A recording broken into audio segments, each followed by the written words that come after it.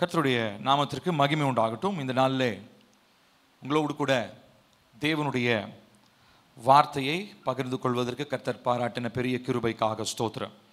இதனால் முக்கியமான ஒரு காரியத்தை உங்களோடு நான் பகிர்ந்து கொள்ள போகிறேன். இதை குறித்து கர்த்தருடைய ஆவியானவர் என்னோடு கூட 2 வாரங்களாக பேசிக்கொண்டே இருக்கிறார் இந்த தலைப்பிலே. அந்த காரியத்தை நான் வாலிப பிள்ளைகளுக்கு ஒரு நாள் ரிட்ரீட் வச்சுருந்தோம், ஆகஸ்ட் 15. அந்த நேரத்திலும் அவர்களோடு கூட இந்த காரியத்தை நான் பகிர்ந்து கொண்டேன். அதனுடைய விளக்கமான ஒரு செய்தியை இந்த நாளில் உங்களோடு பகிர்ந்து கொள்ள போகிறேன். இந்த செய்தியினுடைய தலைப்பு, விலையேற பெற்றதை அவர் பாதத்தில் உடையுங்கள். Break that which is costly at his feet. பொதுவாக ரொம்ப விலையேற பெற்றதை நம்ம என்ன பண்ணுவோம்னா பாதுகாப்போம். கரெக்டு தானே? ரொம்ப ப்ரெஷியஸாக இருக்கிறது என்னங்க பண்ணுவீங்க? பாதுகாப்பீங்க, உடஞ்சிடக்கூடாது, ரொம்ப பத்திரமா வச்சுக்கொள்ளணும் அப்படின்னு நினைப்போம். புதுசாக ஒரு ஃபோன் வாங்கணும் அப்படின்னு என்ன பண்ணுவோம்? ஃபோனை ரொம்ப பத்திரமா வச்சுருப்போம். அப்புறம் ஒரு 4 மாதம் கழிச்சிங்கன்னா பெட்டில் தூக்கி போடுவோம். அதுக்கப்புறம் 1 வருஷம் கழிச்சு கோவம் வந்தால் செவுத்தில் தூக்கி அடிப்போம். ஏன்னா அது பழைய பொருள் ஆயிடுச்சு. சரி, ஆனால் ஒரு சில பொருள்லாம் நம்ம என்ன பண்ணுவோம்? ரொம்ப பத்திரமா வைப்போம்.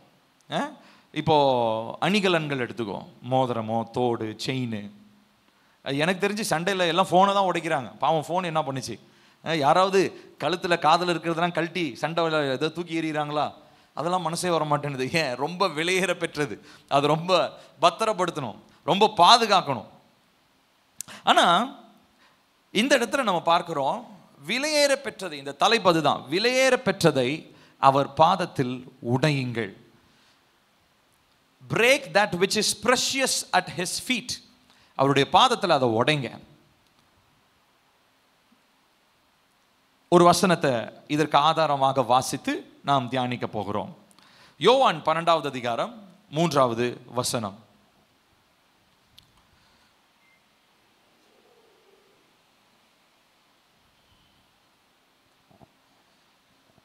யோவான் 12வது அதிகாரம் 3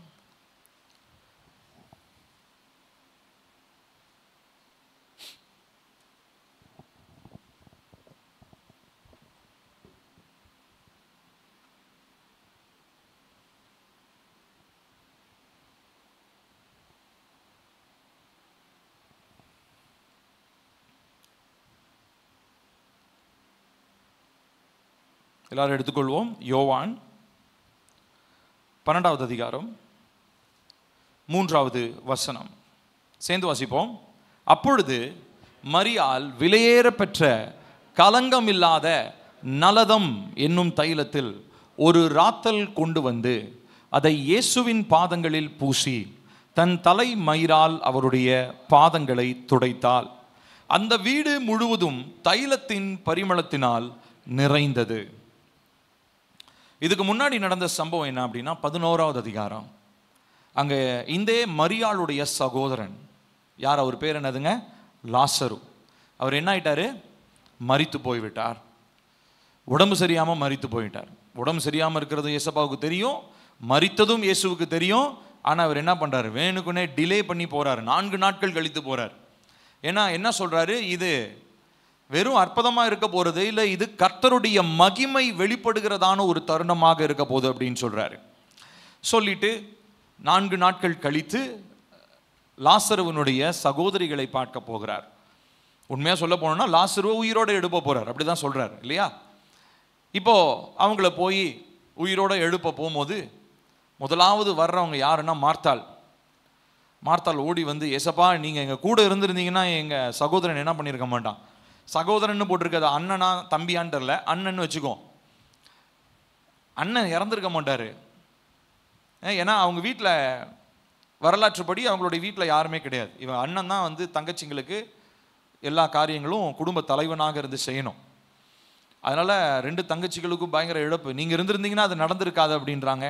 உடனே மார்த்தாள் என்ன பண்ணுறாங்க? உள்ள வீட்டுக்கு போயிட்டு மரியாளை கூட்டிகிட்டு வராங்க. மரியாளும் வந்து பாதத்தருகே விழுந்து அழுகுறாங்க. உடனே நம்ம எல்லாருக்கும் தெரியும். அதுக்கப்புறம் ஏசப்பா போய் என்ன பண்ணுறாருங்க? கல்லறையில் இருந்ததான லாசருவை உயிரோடே எழுப்பினார்.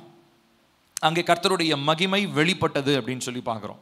அதுக்கப்புறம் என்ன நடந்துச்சு அப்படின்னா, அடுத்த அதிகாரத்தில் நீங்கள் பார்க்கும் பொழுது அங்கே ஒரு சம்பவம் என்ன அப்படின்னா, இப்போ லாசரு வீட்டில் ஒரு பெரிய பார்ட்டி, ஒரு ஒரு தேங்க்ஸ் கிவிங் ப்ரேயர் வச்சிருக்கிறாங்க.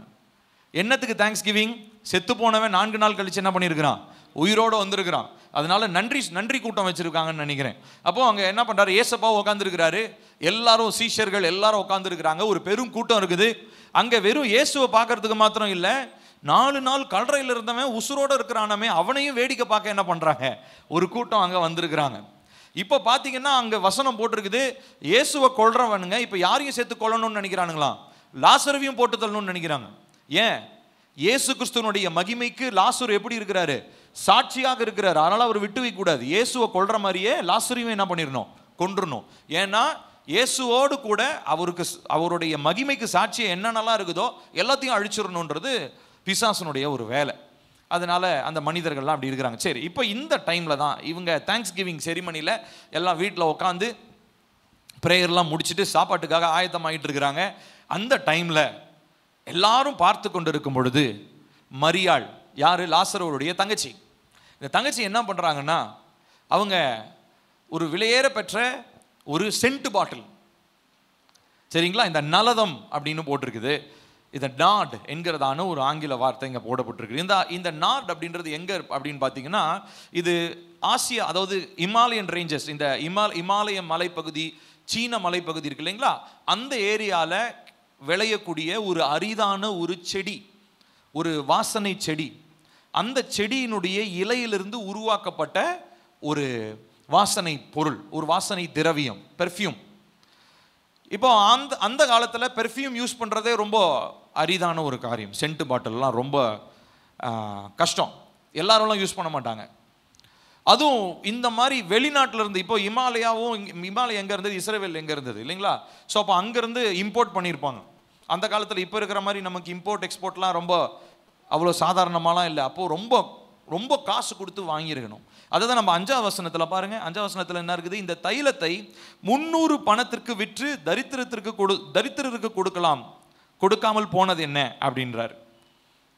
யார் சொல்கிறாருங்க? யூதாஸ் காரியோத்து, அவர் அப்படி சொல்கிறாரு. இப்போ நல்லா கவனிக்கணும், இந்த 300 பணம்ன்றது நம்ம 300 ரூபா மாதிரி கிடையாது. அது வந்து கிட்டத்தட்ட பார்த்தீங்கன்னா ஒரு 3 லட்சம் மாதிரி வச்சுக்கோங்க, 3 லட்சம் ரூபா. இப்போ இந்த 300 பணம்ன்றது அவர்களுடைய கணக்கின்படி ஒரு வருடத்தினுடைய சம்பாத்தியம். ஒரு வருடத்தில் ஒரு ஆள் வேலைக்கு போய் என்ன சம்பாதிப்பாரோ அதுதான் என்னது? 300 பணம். இந்த 300 பணம் விலையான இந்த பெர்ஃப்யூம் பாட்டிலை மரியாள் கொண்டு வந்து என்ன பண்ணுறாங்கங்க? அவருடைய பாதத்தில் ஊற்றி என்ன பண்ணுறாங்க? தன்னுடைய முடியினால் அதை துடைக்கிறாங்க அப்படின்னு சொல்லி நம்ம பார்க்கிறோம். யூதாசனுடைய பார்வைக்கு அது வீணானதாக தெரிந்தது, மரியாளுடைய பார்வைக்கு அது விலையேற பெற்றதாய் தெரிந்தது. சென்ட் பாட்டில் ஒன்று தான், செஞ்ச செயலும் ஒன்று தான். ஆனால் யூதாஸ் அவனுடைய பார்வையில் அது எப்படி இருந்ததுங்க? என்னப்பா வேஸ்ட் பண்ணுற இதை போய் நீ வேஸ்ட் பண்ணலாமா? எவ்வளோ ப்ரெஷியஸ் தெரியுமா இது? எவ்வளோ கஷ்டப்பட்டு சேர்த்து வச்சு ஒரு வருஷத்தினுடைய சம்பாத்தியம் இது, அதை போய் இப்படி ஈஸியாக ஒரு செகண்டில் உடச்சி அவர் காலில் ஊற்றி அத்தனையும் நீ வேஸ்ட் பண்ணுறியே அப்படின்னு சொல்லி யூதாஸ் காரியத்தினால இகழப்பட்ட ஒரு காரியம். ஆனால் மரியாளுடைய பெர்ஸ்பெக்டிவ்ல, அதுவும் ஏசப்பா அவருடைய பெர்ஸ்பெக்டிவ்ல அது எப்படி அவர் பார்க்கிறார் தெரியுங்களா? அதை அவர் ஆராதனையாக பார்க்கிறார். ஒரு பக்கம் ஆராதனை செய்யும் முறையை இகழும் யூதாஸ் காரியோத்து, இன்னொரு பக்கம் அதே ஆராதனையை ஏற்றுக்கொண்ட ஆண்டவராகிய இயேசு கிறிஸ்து. இப்போ இந்த காரியத்திலிருந்து ஒரு சில முக்கியமான சத்தியங்களை உங்களோடு கூட நான் பேச போகிறேன். இந்த மரியாள் தன்னுடைய கையில் இருந்த இந்த விலையேற பெற்ற தைலத்தை, விலையேற பெற்ற தைலம்னா நம்ம தலைவலிக்கு போடுற தைலம்னு நினச்சிக்கூடாது, நம்ம டிரான்ஸ்லேஷன் அப்படி பண்ணியிருக்கிறாங்க. தைலம்னா சென்ட் பாட்டில்னு அர்த்தம். ஸோ விலையேற பெற்ற இந்த பரிமளத்தை, இந்த பெர்ஃப்யூமை, இந்த சென்ட் என்ன பண்ணுறாங்க தெரியுங்களா? ஏசப்பாவுடைய பாதத்தில் ஊற்றுறது. அது எதற்கு அவங்க அடையாளமாக இருக்கிறதுன்னு சொல்லி சொன்னால், அது தேவனை ஆராதிப்பது, நான் அவரை நேசிக்கிறேன் அப்படின்றதுக்காக. இப்போ இதில் 4 காரியங்கள் நடக்கிறத நம்ம பார்க்கிறோம். முதலாவது தி ஆப்ஜெக்ட்.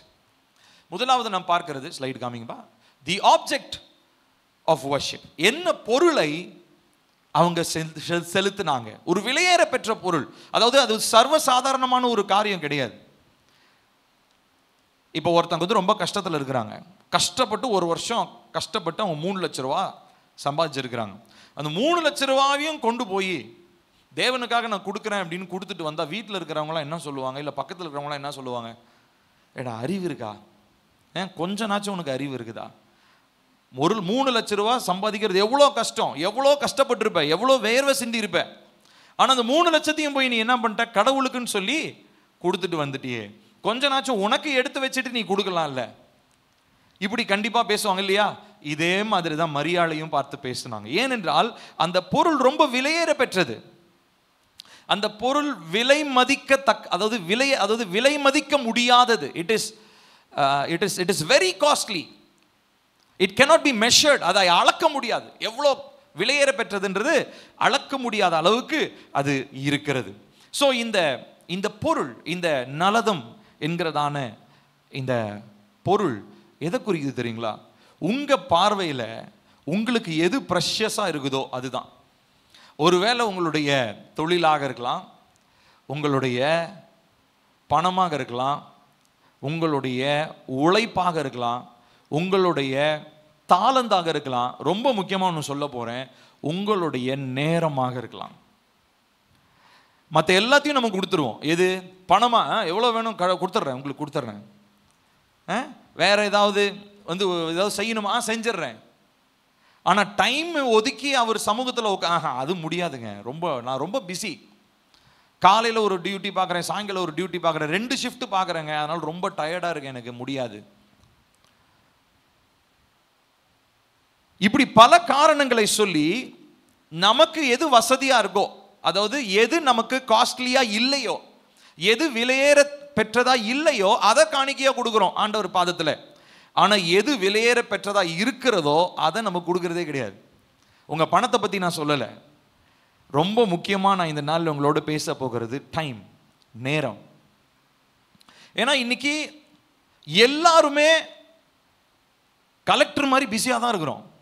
பொதுவாக திட்டுவாங்கல்ல, இவர் பெரிய கலெக்டர் உத்தியோகம் பார்க்குறாரு, என்ன பெருசாக பிஸியாக இருக்கிற நீ, பிஸின்னு இருக்கிற அப்படின்னு திட்டுவோம் இல்லையா? இன்னைக்கு யாரை பாருங்க, எல்லாருமே இன்னைக்கு பிஸி தான். பொதுவாக நாயை பார்த்து திட்டுவாங்க இல்லையா? நாய்க்கு வேலை இல்லையா, ஆனால் நிற்க நேரம் இல்லையா? வேலையும் கிடையாது, நிற்க நேரமும் இல்லை. ஆனால் நாய் எப்படி தெரியுமா ஓடிக்கிட்டு இருக்கு? லோ லோ லோ லோ லோன்னு ஓடிக்கிட்டே இருக்கு. தெரு ஃபுல்லாக ஓடும். உங்கள் தெருவில் கண்டிப்பாக ஒரு 4 நாய் இருக்கும். அந்த நாய்க்கு என்ன பொழப்பு பாருங்க, ஓடிக்கிட்டே தான் இருக்கும். எப்பயாவது கொஞ்சம் டயர்டான தூங்குன்னு நினைக்கிறேன், மற்ற நேரம்லாம் சுற்றிக்கிட்டே தான் இருக்கும். இப்போ உண்மையாலுமே பார்த்தீங்கன்னா மனிதர்களை நம்மளும் என்ன தெரியுங்களா பண்ணுறோம்? இப்படி தான் பண்ணிட்டு இருக்கோம். வேலை இல்லையா, நேரம் இல்லையா, ஆனால் என்ன பண்ணுவோம்? சுற்றிக்கிட்டே இருப்போம். கேட்டால் நம்ம என்ன சொல்லுவோம்? எனக்கு டைம் இல்லை. சரி, தேவனுடைய சமூகத்துக்கு வந்து கொஞ்ச நேரம் ஜெபிக்கலாமா? இல்லை டைம் இல்லை. சரி, குடும்ப ஜெபத்தில் இல்லை டைம் இல்லை, சீக்கிரம் ஜெபத்தை முடிங்க. அப்போதான் வீட்டில் யாராவது குடும்ப தலைவர் ரொம்ப லென்த்தான ஒரு ஜெபத்தை பண்ணுவார். ஐயோ இவர் ஆரம்பிச்சிட்டாரா, ஐயோ ஜெபம் இன்னைக்கு முடியாது, இன்னைக்கு 1/2 மணி நேரம் ஜெபிக்க போகிறாங்க போல அப்படின்ட்டு பிள்ளைங்கள்லாம் போய் படுத்து தூங்கிடுவாங்க. இல்லை ஆரம்பிக்கும் போதே இன்னைக்கு நான் சீக்கிரம் போகணும், அதனால் 10 நிமிஷத்தில் ஜெபம் முடிங்கன்னு நம்ம சொல்லி நம்ம வீட்டில் குடும்ப ஜெபங்களை செய்கிறோம். இப்போது இப்படி இருக்கிற நிலையில் எல்லாத்தையும் இன்னைக்கு நம்ம கொடுத்துருவோம். நான் பார்த்த வரைக்கும் இன்னைக்கு மக்கள் தேவனுக்கு எல்லாத்தையும் கொடுக்குறாங்க, நேரத்தை தவிர. இன்னைக்கு மரியாளுக்கு அது எப்படி ப்ரெஷஸாக இருந்ததோ, எப்படி விலையேற பெற்றதாக இருந்ததோ, அதே போல தான் உங்களுக்கும் எனக்கும் நேரம் ரொம்ப விலையேற பெற்றதாக இருக்குது. ஆனால் கொஞ்சம் உங்கள் ஃபோனை எடுத்து பார்த்தீங்கன்னா, அந்த ஃபோனில் இருக்கிறதான யூடியூபையோ இன்ஸ்டாகிராமையோ பார்த்தீங்கன்னா, அதில் எவ்வளோ நேரம், 1 மணி நேரம், 3/4 மணி நேரம், 4 மணி நேரம்லாம் கூட போயிருக்கும். அது நமக்கு வீணாகவே தெரியாது. ஆனால் தேவனுடைய சமூகத்தில் வேதத்தை வாசிக்கிறதோ ஜெபிக்கிறதோ நமக்கு ஒரு வீணான நேரமாகவோ, அதாவது அது சலிப்பான ஒரு நேரமாகவோ இருக்குது. ஸோ முதலாவது நான் இந்த நாளில், இந்த காலை வேளையில் உங்களை பார்த்து ஒரு கேள்வியை கேட்குறேன். விலையேற பெற்ற உங்களுடைய டைம், ஏன்னா மற்ற எல்லாத்தையும் திரும்ப வாங்கிடலாம், ஆனால் உங்களுடைய காலத்தை நீங்கள் திரும்ப வாங்கவே முடியாது. அதே காலத்தை நீங்கள் கர்த்தருடைய சமூகத்தில் முதலீடு செஞ்சு பாருங்களேன், அதற்கான பலனை பல மடங்காய் நம்மால் பெற்றுக்கொள்ள முடியும். ஸோ முதலாவது நான் உங்களிடத்தில் வைக்கிற கேள்வி, what are you bringing for worship? ஆராதனைக்கு வரும்பொழுது, அது ஆராதனை நீங்கள் சர்ச்சுக்கு வரும்போது மாத்திரம் இல்லை, நீங்கள் தனிப்பட்ட முறையில் ஏசப்பாவுடைய சமூகத்தில் உட்காந்து ஜெபிக்கும் போது, ஆராதிக்கும் போது, அவரிடத்துல என்ன கொண்டு வரீங்க? எதை கொண்டு வரீங்க? டைமை பார்த்துட்டு 10 நிமிஷம் ஜெபம் பண்ணலாம் அப்படின்னு தான். அது அந்த எல்லாருமே பார்த்தீங்கன்னா ஒரு டைம் லிமிட் வச்சு தான் ஜெபம் பண்ணுறோம். யாராவது இன்னைக்கு ஆண்டவரே நான் வந்து உட்காடுறேன், இன்னைக்கு எவ்வளோ நேரம் நீங்கள் நீ ஜெபம் பண்ண சொன்னாலும் நான் பண்ணுறேன், இந்த வார்த்தை என்னைக்காவது யாராவது வாயில வந்திருக்குதா? மற்ற எல்லாம் சொல்லுவோம், எது கேட்டாலும் கொடுத்துருவோம். ஆனால் நேரத்தை மாத்திரம் கொடுக்கறதுக்கு நமக்கு மனது நமக்கு ஒத்துழைக்க மாட்டேனுது. ஸோ முதலாவது நம்ம இங்கே பார்க்கறது தி ஆப்ஜெக்ட்.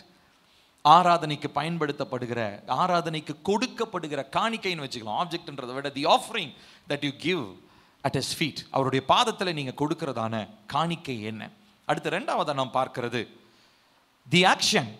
அவங்க செய்கிற செயல் என்ன தெரியுங்களா பண்ணுறாங்க? அவங்க அப்படியே வந்து ஏசப்பா இதை பத்திரமா பாட்டிலோட வச்சுக்கோங்க, ரொம்ப கஷ்டப்பட்டு நான் வாங்கியிருக்கேன், உங்கள் வீட்டுக்கு எடுத்துகிட்டு போய் யூஸ் பண்ணுங்கலாம் சொல்லலை. அதை அவங்க என்ன பண்ணுறாங்க? அதை ஓப்பன் பண்ணி அதை அவங்க காலு மேலே ஊற்றுறாங்க. அப்போ பேசிக்காக என்ன அது அப்படியே நின்றுக்குருமா? இல்லை, அது என்ன இருக்கும்? கீழே போயிருக்கும். ஆமாம் தானே? கீழே மண்ணில் போய் என்ன இருக்கும்? அது அவ்வளோதான், கால் மேலே பட்டதோட சரி. அதுக்கப்புறம் எங்கே போயிருக்கும்? அது தரையாக போய் அது அப்படியே தரையில் ஊறி போயிருக்கும்னு நினைக்கிறேன். இப்போ இதை நீங்கள் நல்லா கவனிச்சு பாருங்க. இந்த பாதத்தை அபிஷேகித்தல், இந்த பாதத்தை கழுவுதல், இல்லை பாதத்தை வந்து ஏதாவது ஒரு வாசனை திரவியத்தை போட்டு வாஷ் பண்ணுறது அப்படின்றது இது யூதர்களுடைய பழக்க வழக்கத்தில் ரொம்ப ரொம்ப விசேஷமான ஒரு காரியம். விசேஷமானதுன்னா இது யார் செய்வாங்கன்னா ரொம்ப ரொம்ப ஏழ்மையானவங்க, அதாவது சர்வெண்ட், வேலைக்காரங்க தான் இதை முதலாளிக்கு செய்வாங்க. நல்லா நான் சொல்கிறது நல்லா கவனிங்க. இந்த செயல், அதாவது ஒருத்தங்களுடைய காலை கழுவுறது அப்படின்றது யார் செய்வாங்க? வேலைக்காரன் முதலாளிக்கு செய்கிற ஒரு செயல். இப்போ இந்த செயலை தான் மரியாள் செய்கிறாங்க. அவங்க என்ன பண்ணுறாங்க? ஆண்டவராகிய இயேசு கிறிஸ்துவனுடைய பாதத்தில் அந்த பரிமள தைலத்தை ஊற்றி அவங்க என்ன பண்ணுறாங்க? அவங்க சொல்கிற ஒரு காரியம், ஏசப்பா உங்களுக்கு காஸ்ட்லின்னு சொல்கிறதுக்கு எதுவுமே கிடையாது. Nothing is too costly for you. உங்கள் பாதத்தில் ஒரு விஷயத்தை நான் ஊற்றுறேன், இது நான் உங்கள் காலில் நான் ஊற்றுறேன் அப்படின்னா இது என் பார்வையில் காஸ்ட்லி கிடையாது. இந்த ஊரில் இருக்கிற ஜனம் வேணா என்ன சொல்லலாம், அது அவ்வளோ விலையேற பெற்றதுன்னு சொல்லலாம். ஆனால் உங்கள் மகிமைக்கு, உங்களுடைய அன்புக்கு, நீங்கள் என் மேலே பாராட்டின இரக்கத்திற்கு, நீங்கள் எனக்கு செய்த தயவிற்கு நான் உங்கள் காலில் இந்த பரிமள தைலத்தை ஊற்றுறதெல்லாம் கூட எதுக்குமே தகுதி இல்லாத ஒரு காரியம். இதுதான் அதனுடைய அர்த்தமாக இருக்கிறது. ரெண்டாவது காரியம். அடுத்து மூன்றாவதாக நாம் பார்க்கிறது, அவங்க இன்னொரு காரியத்தையும் செய்கிறாங்க. பாருங்களேன், அவங்களுடைய போஸ்டர், அவங்களுடைய அமைப்பு என்ன பண்ணுறாங்க? தன்னுடைய முடியினாலே, பெண்ணுக்கு அந்த மரியாள் நீட்ட முடி வச்சிருந்துருப்பாங்க, அந்த முடியினால அவங்க என்ன பண்ணுறாங்க அப்படின்னு சொல்லி சொன்னால் அவருடைய பாதத்தை என்ன பண்ணுறாங்க? அவங்க அந்த பரிமளம் தைலம் ஊற்றப்பட்ட இடத்துல அந்த பாதத்தை துடைக்கிறாங்க. இப்போ பெண்களுடைய முடியை பற்றி பார்க்கும்போது யோவான் ஒரு காரியத்தை பவுல் ஒரு காரியத்தை சொல்றாரு பாருங்க. 1 கொரிந்தியர் 11வது அதிகாரம் 15வது வசனம். ஸ்திரீ தன் மயிரை நீளமாய் வளர்க்கிறது அவளுக்கு மகிமையாய் இருக்கிறது என்றும் சுபாவமே உங்களுக்கு போதிக்கிறது இல்லையா? தலைமயிர் அவளுக்கு முக்காடாக கொடுக்கப்பட்டிருக்கிறது. இப்போ மரியாளுக்கு க்ளோரி, மகிமை அப்படின்னு என்ன தெரியுங்களா? அவர்களுடைய தலையில் இருக்கிறதான முடி. கர்த்தருடைய வசனம் சொல்லுது, பெண்களுக்கு அவங்களுடைய முடி என்னவா? மகிமை. அவங்களுடைய மகிமையே அவங்களுடைய முடிதான். இப்போ அந்த முடியினால மரியாள் என்ன பண்றாங்க?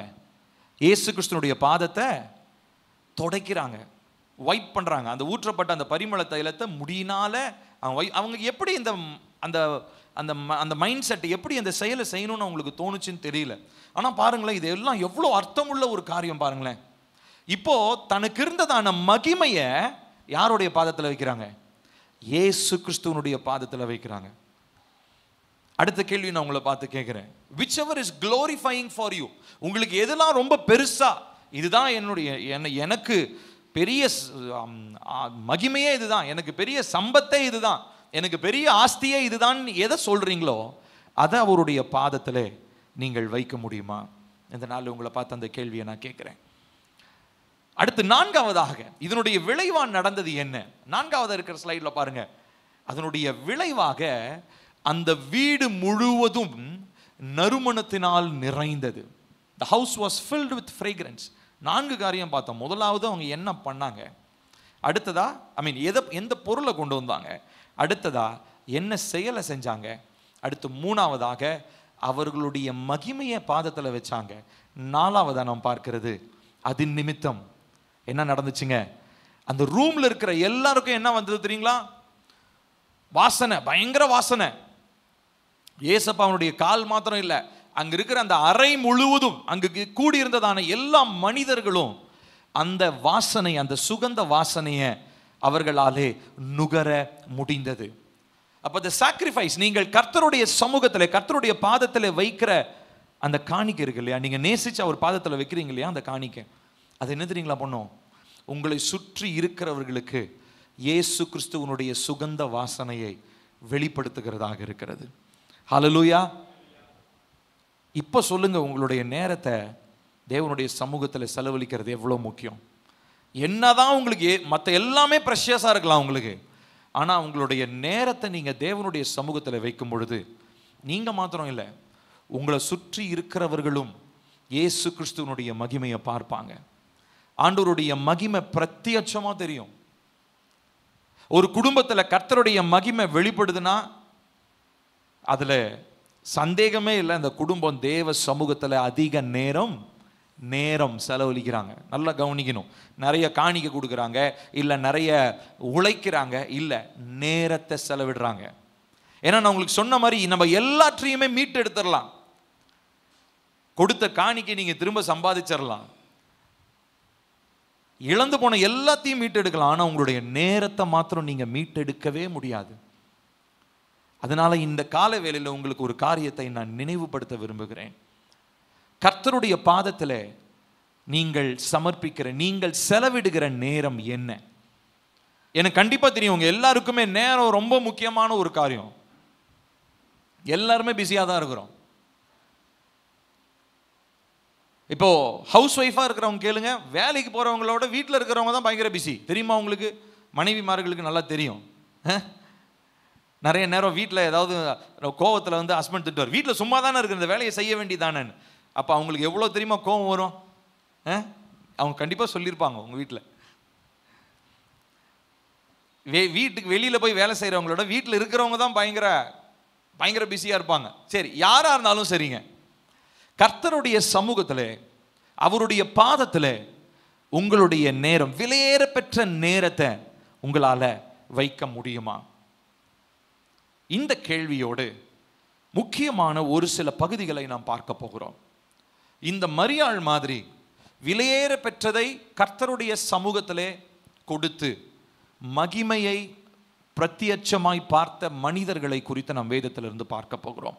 முதலாவது நாம் பார்க்கிறது சீஷர்கள். மத்தேயு 4வது அதிகாரம் 18 22 வரைக்கும்.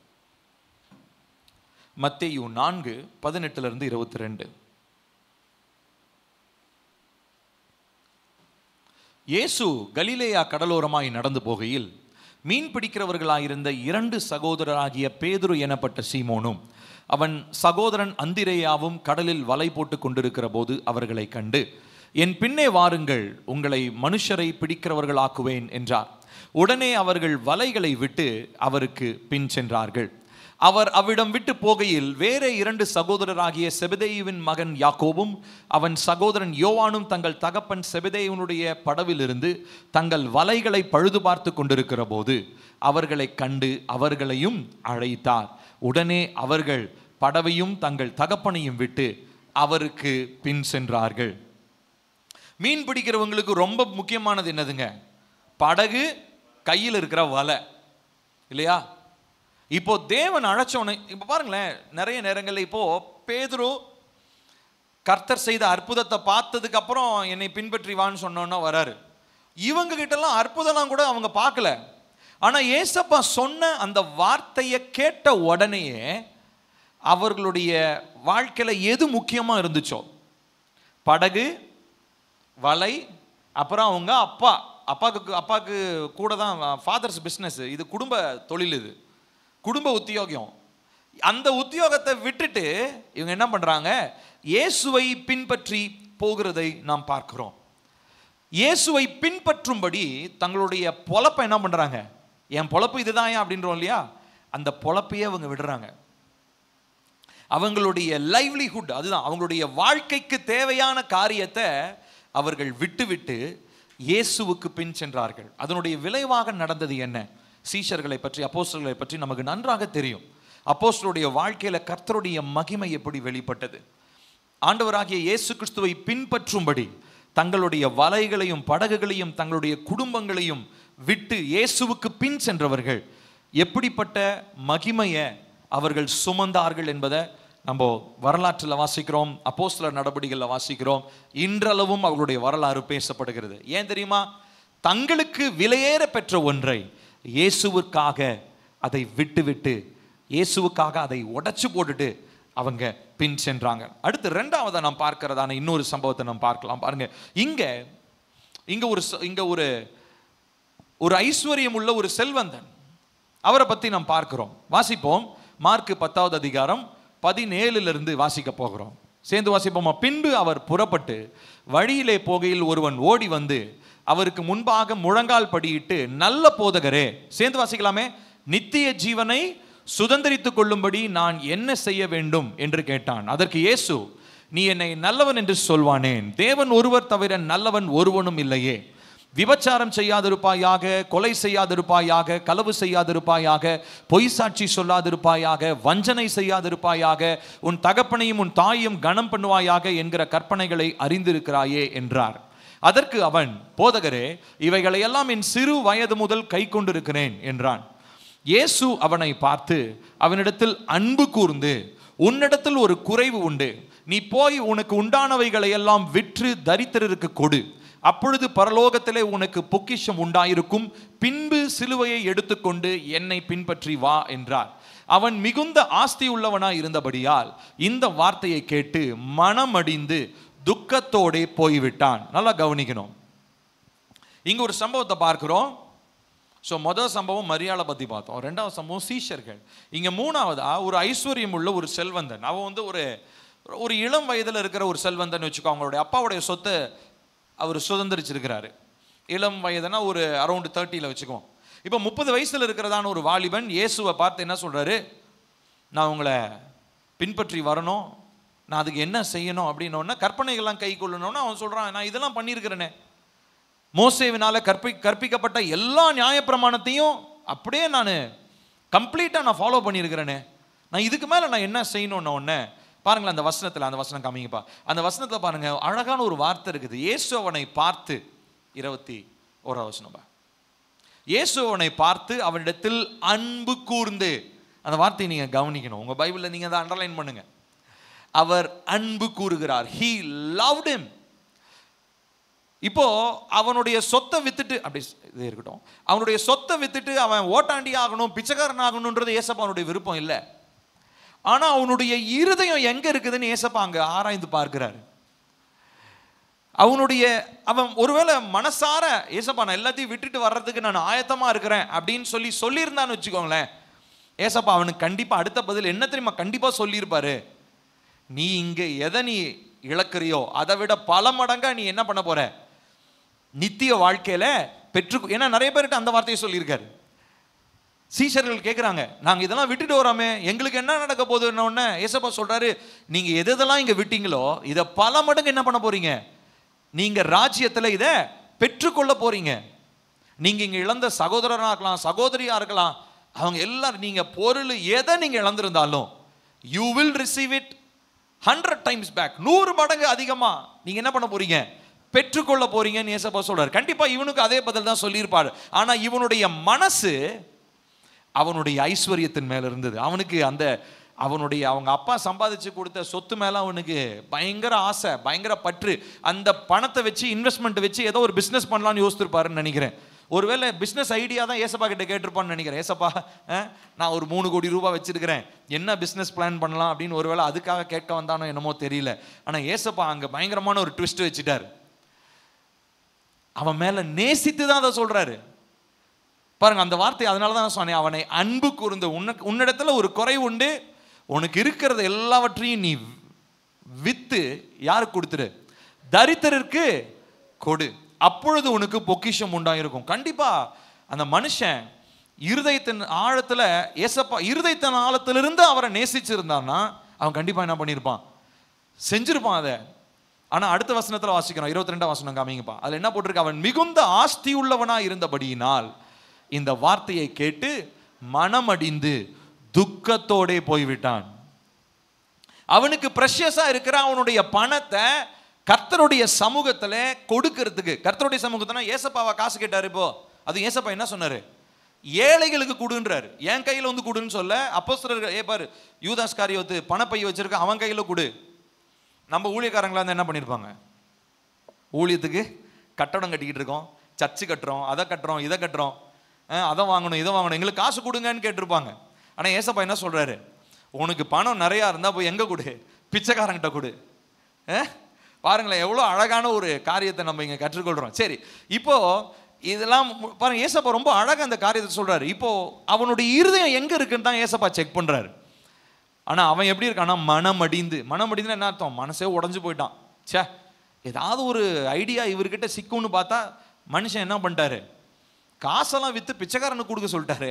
எங்கள் அப்பா கஷ்டப்பட்டு சேர்த்து வச்சு எனக்கு கொடுத்தாரு, நான் இதை வச்சு தொழில் பண்ணி நான் பெரிய ஆள் ஆகலான்னு இவர்கிட்ட யோசனை கேட்டா இவர் என்ன பண்ணுறாரு, இருக்கிறதெல்லாம் விற்றுட்டு போய் பிச்சைக்காரனுக்கு கொடுன்றாரு அப்படின்ட்டு இவன் ரொம்ப மனமடிஞ்சு போயிட்டான்.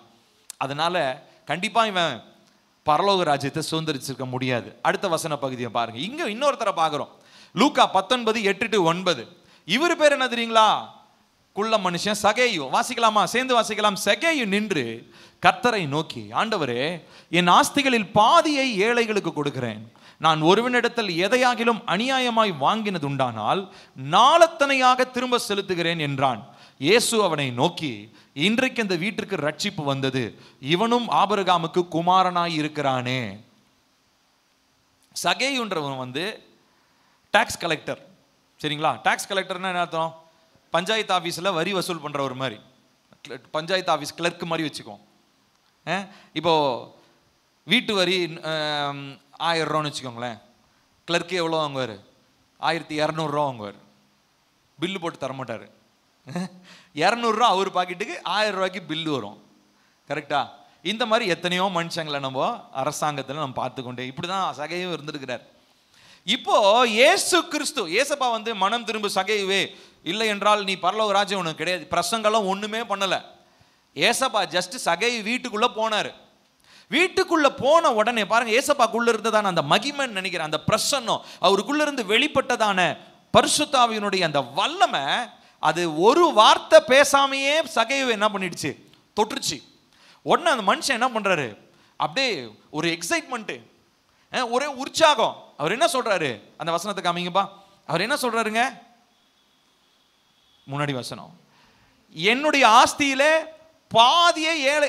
இதுக்கு முன்னாடி படிச்ச மனுஷன் என்ன சொல்றாரு, அவர் என்ன சொன்னாரு, ஏழைக்கு போய் எல்லாத்தையும் வித்து கொடுன்னா அவரு துக்கம் அடைஞ்சு போயிட்டாரு. ஆனா இவர் என்ன சொல்றாரு, எனக்குன்னு ஏதாவது ஒன்று வச்சுக்கிட்டு மிச்சத்தை எல்லாம் நான் என்ன பண்ண போறேன், ஏழைகளுக்கு கொடுக்க போறேன். அடுத்தது பாருங்க, நான் ஒருத்தங்கிட்ட 200 ரூபா நான் வாங்கியிருந்தேன்னா நாளத்தனையா அப்படின்னு என்ன அர்த்தம், 800 ரூபாயை நான் என்ன பண்ண போறேன்.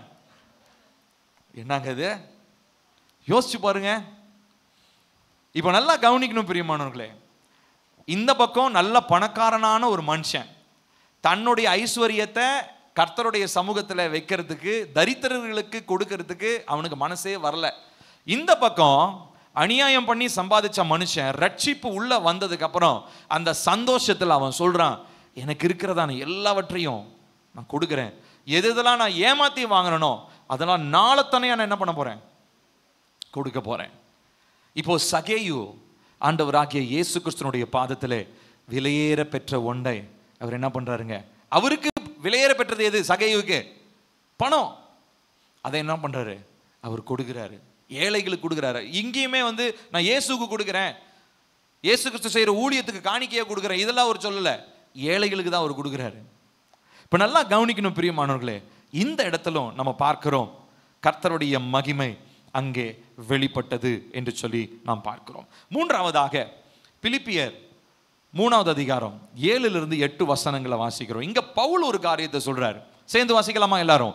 ஆகிலும் எனக்கு லாபமாய் இருந்தவைகள் எவைகளோ அவைகளை கிறிஸ்துவுக்காக நஷ்டம் என்று எண்ணினேன். அது மாத்திரமல்ல, என் கர்த்தராகிய கிறிஸ்து இயேசுவை அறிகிற அறிவின் மேன்மைக்காக எல்லாவற்றையும் நஷ்டம் என்று எண்ணிக்கொண்டிருக்கிறேன். இப்ப நல்லா கவனிக்கணும் பிரியமானவர்களே, இந்த இடத்துல நாம் பார்க்கிறதான இந்த பகுதி அப்போஸ்தலனாகிய பவுல் சொல்லுகிற ஒரு காரியம். இது அவர் ரொம்ப பயங்கரமான ஒரு படித்த ஒரு மேதாவி. ஸ்பிரிச்சுவலாக சொல்ல போகணும்னா ரிலீஜியஸ் ரூல்ஸ், அதாவது நியாயப்பிரமாணங்களை நல்லா கற்று தேர்ந்த ஒரு மனுஷன். அவர் அந்த மாதிரி அந்த கற்று தேர்ந்த புலமையில் போய் யூதர்கள்கிட்டலாம் பேசினா பயங்கர மரியாதை ஒரு கிடைக்கும். இஸ்ரவேலில் அவர் எல்லாருமே கையெடுத்து கும்பிடுவாங்க. ஏன்? அந்த மாதிரி நியாயப்பிரமாணத்தை கரைச்சி குடித்த மனுஷன். அவர் என்ன சொல்றாருங்க, இந்த வசனத்தில் நம்ம வாசிக்கிறோம், நான் தேவனை அறிகிற அறிவுக்காக இவை எல்லாவற்றையும் நான் என்ன பண்றேங்க, நஷ்டம் என்று நான் எண்ணிக்கொண்டிருக்கிறேன். என்னுடைய உலக பிரகாரமான அறிவு இருக்கு இல்லையா, நியாயப்பிரமாணத்தை கற்றுக்கொண்டு நான் ஒரு அறிவை பெற்றேன் இல்லையா, இது எல்லாத்தையும் நான் என்ன பண்றேன், ஏசப்பாவுடைய சமூகத்தில் கீழே வச்சிடுறேன். அன்றைக்கு மரியாள் அந்த பரிமள தைலத்தை ஊற்றின மாதிரி நான் இப்போ ஏசப்பாவுடைய பாதத்தில் நான் வச்சிடுறேன். அடுத்ததாக அவர் என்ன சொல்றாருங்க, அவரை அறிகிற அறிவின் மேன்மைக்காக எல்லாவற்றையும் நஷ்டம் என்று. அப்போ நீங்க பவுல் கிட்ட போய், பவுல் ஊழியத்துக்கு ரொம்ப கஷ்டப்படுறாருன்னு வச்சுக்கோங்களேன், அந்த டைம்ல போய் ஒருத்தர் ஒரு 1000 தங்க காசு போய் கொடுக்குறாருன்னா பவுல் அப்பாடா நல்ல டைம்ல உதவி செய்யலாம் சொல்ல மாட்டார். அவர் தெரியுங்களா பண்ணியிருப்பாரு. கண்டிப்பா இருக்கிற அந்த 1000 தங்க காசை எந்தெந்த சபைக்கெல்லாம் தேவைப்படுகிறதோ அந்த சபைக்கு கொடுத்துருப்பார். இதுதான் அவருடைய மனநிலை. அவர் தனக்கென்று சொல்லி அவர் கண்டிப்பா என்ன, அவர் அப்படிதான் சொல்றாரு, எண்ணிக்கொண்டிருக்கிறேன், எல்லாவற்றையும் குப்பையும் நஷ்டம் என்று நான் எண்ணிக்கொண்டிருக்கிறேன். எதெல்லாம் மனுஷனுடைய பார்வைக்கு விலையேற பெற்றதா இருக்கிறதோ அது என்னுடைய பார்வைக்கு குப்பையும் நஷ்டமுமாய் இருக்கிறது. It is because I love him.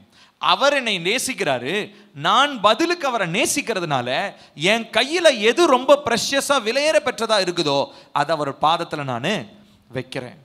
அவங்களுக்கு சொன்ன மாதிரி நம்ம எல்லாத்தையும் வச்சிருவோம், ஆனா நேரத்தை மாத்திரம் வைக்கிறதுக்கு நமக்கு முடிய மாட்டேங்குது. டைம் மாத்திரம் எல்லாருக்குமே கஷ்டமான ஒரு காரியம். பிரியமானவர்களே, நம்ம எல்லாருமே இந்த நாளில் ஒரு தீர்மானம் எடுக்கணும். இந்த செய்தி நான் உங்களோட பேசுறதுக்கான அந்த கர்த்தருடைய ஆவியானவர் என்ன பேச சொன்னதுக்கான ஒரே காரணம் அதுதான். நான் என்னுடைய பிள்ளைகளோடு கூட தனிப்பட்ட முறையில் நேரத்தை செலவழிக்கணும்னு ஏசப்பா சொல்றாரு. இதுதான் நான் உங்ககிட்ட இப்போ இந்த செய்தி மூலமா நான் சொல்றேன்.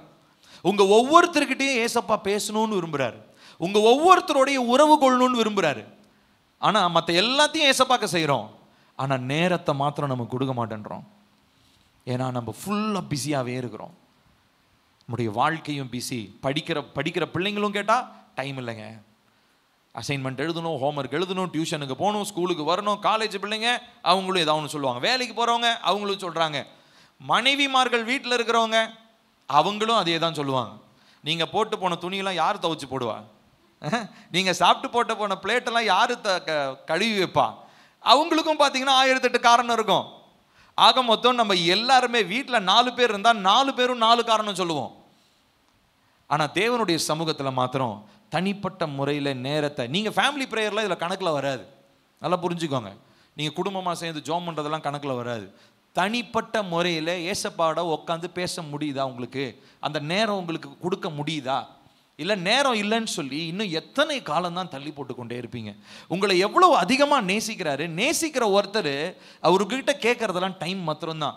நம்ம என்ன யோசிப்போம், அவர் வேற எதை கேட்டாலும் கொடுத்துடலாங்க, டைமும் கேட்குறாரு, அதெல்லாம் என்னால் முடியாதுங்க அப்படின்னா இந்த அன்புக்கு நம்ம கொஞ்சமும் பாத்திரவான்களே இல்லைன்னு அர்த்தம். அவர் நம்ம மேலே அன்பு கூர்ந்துக்கிட்டே தான் இருக்கிறார். அந்த ஐஸ்வர்யவானை பார்த்து சொல்றாருல, அன்பு கூர்ந்து அவன் மேலே ரொம்ப நேசிச்சு தான் சொல்றாரு. அவன் அழிஞ்சு போயிடக்கூடாது, பணத்தின் மேலே அவனுடைய இருதயம் இருக்குது, அதனால் அவன் அழிஞ்சு போயிடக்கூடாது, அவன் நித்தியத்துக்கு வரணும்னு தான் சொல்கிறார். ஆனால் அவனுக்கு என்ன இல்லைங்க, மனசு இல்லை. நம்ம அந்த செல்வந்தரான அந்த ஐஸ்வர்யனம் மாதிரி இருக்க போகிறோமா, இல்லை சகைவ மாதிரி இருக்க போகிறோமா, இல்லை மரியாள் மாதிரி இருக்க போகிறீங்களா? அது இந்த நாளில் நீங்கள் தான் தீர்மானிக்க போகிறீங்க. இப்போ பவுல் சொல்கிறாரு, எனக்கு லாபமாக இருக்கிறதை அவரை அவரை நான் எப்போ அறிய முடியும்? அவருடைய சமூகத்தில் உட்காந்து அவருடைய வார்த்தையை சொல்லுங்க, அவருடைய வார்த்தையை நான் தியானிக்கணும், அவரோடு பேசணும், அவர் என்னோடு பேசணும், நான் அவரோட பேசணும். அப்பதான் அவரை நான் அறிய முடியும். அவரை அறிகிற அறிவின் மேன்மைக்காக என்னுடைய டைமை நான் என்ன பண்றேன்? குப்பையும் நஷ்டமுமாக நான் எண்ணுகிறேன். பவுல் மாதிரி சொல்ல முடியுமா உங்களால?